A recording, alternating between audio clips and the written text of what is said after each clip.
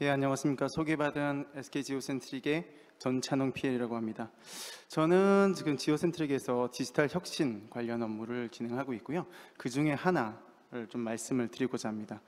지금 이제 블록체인, 갑자기 친환경 패키징 포럼에서 블록체인이라는 얘기가 나와서 되게 좀 생소하셨을 거라고 생각이 듭니다. 하지만 이 블록체인은 멀리 있는 것이 아닙니다. 지금 저희가 앞으로 지금 엑스프라가 앞서서 말씀드린 것처럼 80%, 80%, 80%, 그 80%를 어떻게 증명할 것이냐, 그리고 이 친환경 패키징, 그리고 친환경 머티리얼에 대해서 어떻게 부가가치를 높일 것이냐, 이 두 가지 관점으로 보시면 될 것 같습니다. 자, 그러면 시작하도록 하겠습니다. 먼저 이 배경서부터 좀 말씀을 드릴게요. 지금 오전 섹션에서도 계속 얘기가 된 것처럼 플라스틱 포장재 재활용률을 높이기 위한 노력이 계속되고 있습니다. 정부 차원에서도 지금 열심히 지금 추진을 하고 있는 것 같고요.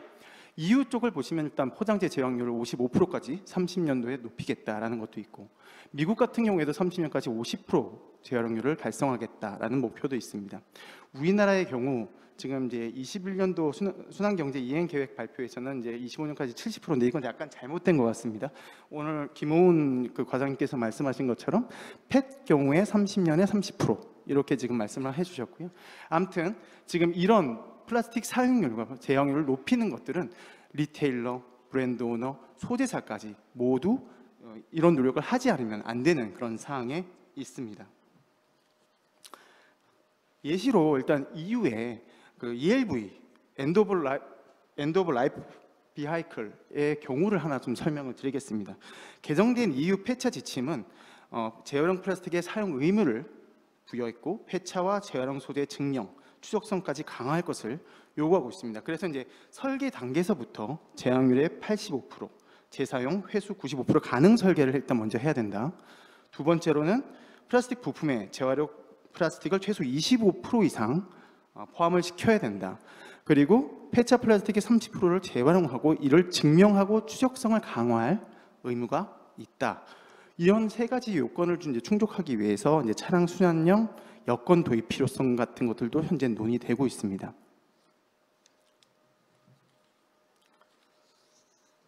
자, 그럼 생산자들은 이를 어떻게 대응을 해야 될까요? 먼저 생산자들은 제 타이틀에 있는 것처럼 생산자들은 플라스틱 재활용 비율을 향상을 시켜야 됩니다. 그리고 이 재활용 플라스틱의 출처와 함량을 증명하고 추적할 수 있는 방법이 필요합니다.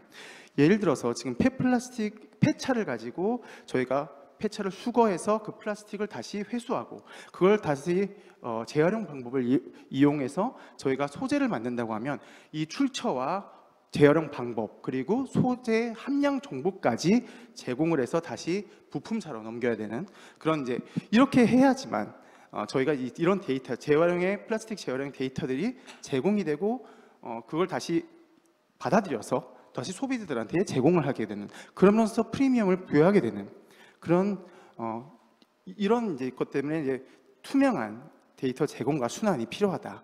이렇게 보시면 될 것 같습니다. 여기서 이제 사용되는 것이 블록체인입니다. 이제 블록체인은 여기 타이틀에 보시는 것처럼 이 블록체인 기술은 거래 원장을 분산화하고 그리고 암호 체인을 이용해서 데이터를 저장하는 기술로 일단 먼저 위변조가 상당히 어렵기 때문에 데이터 무결성을 증명하기 위해서 많이 사용됩니다. 옆에 보시는 것처럼 블록체인의 기술의 장점은 높은 투명성과 보안성을 들 수가 있고요. 다음에 추적성을 들 수가 있습니다. 우리가 많이 아는 비트코인, 이더리움 이런 것들은 이제 퍼블릭 블록체인입니다. 하지만 이런 추적에 사용된 것들은 이제 프라이빗 블록체인이라고 해서 또 별도의 어떤 메인넷을 활용해서 이런 것들을 증명할 수가 있습니다. 이건 이제 아직 여러 가지 이제 시도에 대해서도 한번 말씀을 드리고자 합니다. 일단 이제 포르쉐 같은 경우에는 타이칸이라는 제품 만들 때 소비자들한테 이렇게 재활용을 얼만큼 썼는지 이런 정보들까지 제공을 합니다. 이런 것들은 이제 서큘레이사의 플랫폼을 이용했고 이더리움을 베이스로 만들었던 플랫폼입니다. 소재사들도 비슷한 이제 그 파일럿을 진행하고 있는데 이 바스프의 경우도 화학 바코드라는 걸 이용해서 폐플라스틱 추적을 하는 플랫폼을 만들었지만 아직까지는 상용화되지 않았고요. 파일럿 단계에 있습니다. 그리고 지금 이제 솔루션 회사들도 SAP 같은 솔루션 회사들도 이제 저런 매스 밸런스 검증용을 위한 어떤 솔루션을 개발해서 제공하고 있는 상황입니다. 아직까지는 커머셜리 있는 것이 아니고 파일럿으로 지금 추진되고 있다. 이렇게 보시면 될 것 같습니다.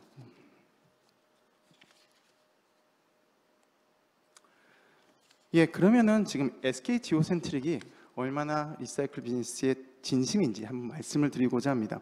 저희가 지금 이제 리사이클 비즈니스를 진행하면서 이런 블록체인 플랫폼을 이용해서 우리 제품에 대한 재활용률 이런 것들을 검증하고 우리 고객들한테 투명하게 제공하기 위한 기술들을 개발을 하고 있습니다.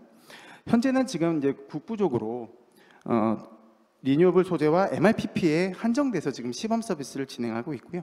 저희가 이걸 왜 만들었냐면은 저희 제품에 대한 어떤 신뢰성의 향상 그리고 우리 제품의 어떤 LCA 정보를 투명하게 제공해주기 위해서 그리고 저희도 물론 이 재활용의 사업을 하기 위해서 인증을 받게 되는데 그 인증을 좀 투명하고 손쉽게 받기 위해서 이런 블록체인 플랫폼을 만들었다고 보시면 될 것 같습니다.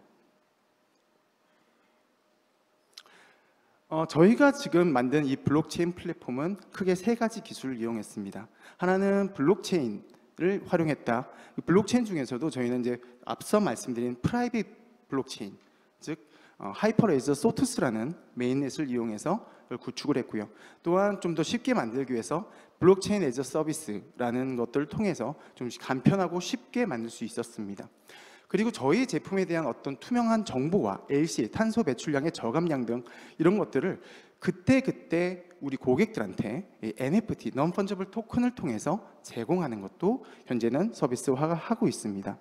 그리고 저희 제품에 대해서 저희 제품과 그리고 이런 플랫폼은 저희만 하는 게 아니고 저희 협력 업체들까지 다 연계시켜서 해야 되기 때문에 손쉽게 전달할 수 있는 체계가 필요했고요. 그거는 저희는 QR코드라는 방법을 이용해서 쉽게 핸드폰으로 접속해서 증명할 수 있는 방식을 이용을 했습니다. 그래서 크게 세 가지 기술을 이용했다.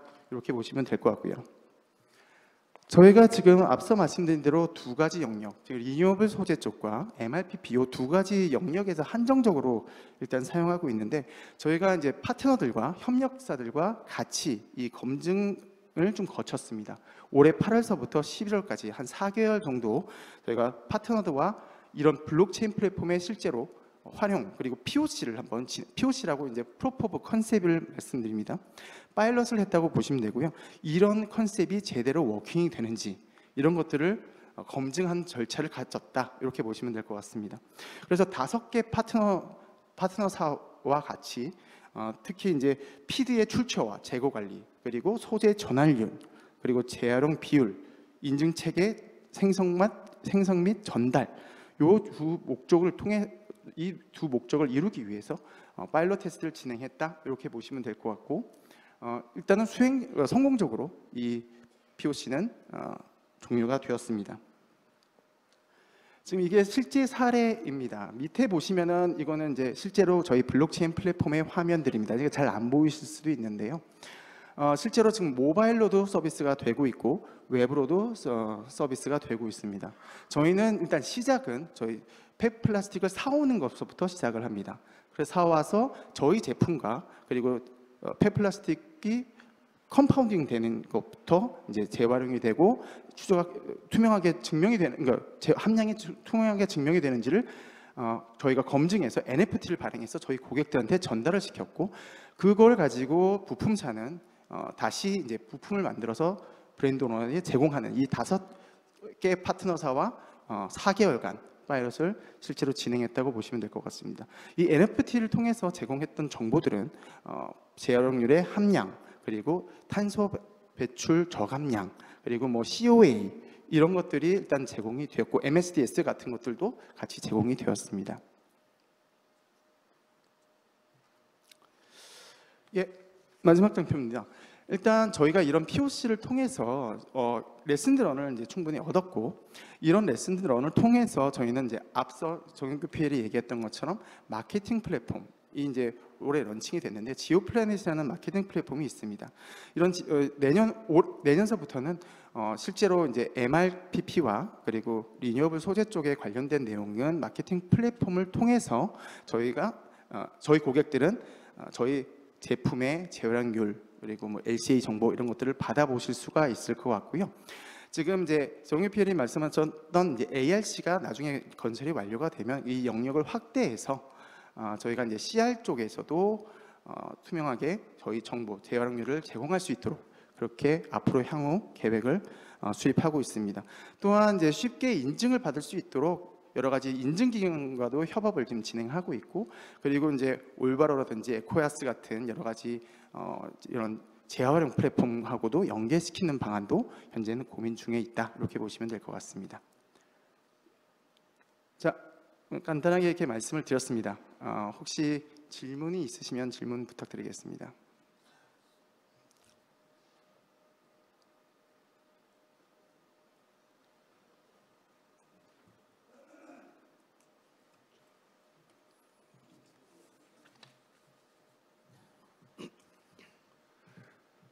안녕하세요. 정말 그 중요한 내용을 많이 좀 들은 것 같습니다. 특히 좀 내용이 사실 조금 어렵게도 좀 들리긴 했는데요.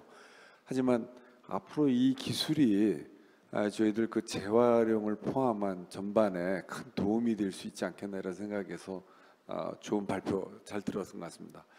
한 가지 마지막 장에서 얘기를 앞으로 미래라고 해서 저도 질문상으로 했다가 지금 마지막 장에 있어가지고 좀 되긴 했는데요. 좀 드리면 사실 EU 같은 경우에 예를 들어 리사이클래스라든지 이러한 것들을 통해 가지고 재활용된 소재에 대한 인증이나 그다음 또는 그것이 이제 포장재로 또 됐었을 때 인증, 이 두 단계로 나눠서 결국 그게 이제 브랜드 오너 쪽에 제공이 되고 그 받은 브랜드 오너가 얼마만큼 재활용률을 적용했다는 걸 과학적으로 지금 진행하는 걸로 알고 있는데, 여기에 그 기반이 되는 게 이렇게 블록체인 테크놀로지인지 오늘 좀 아주 상세하게 알게 돼서 좀 좋았고요.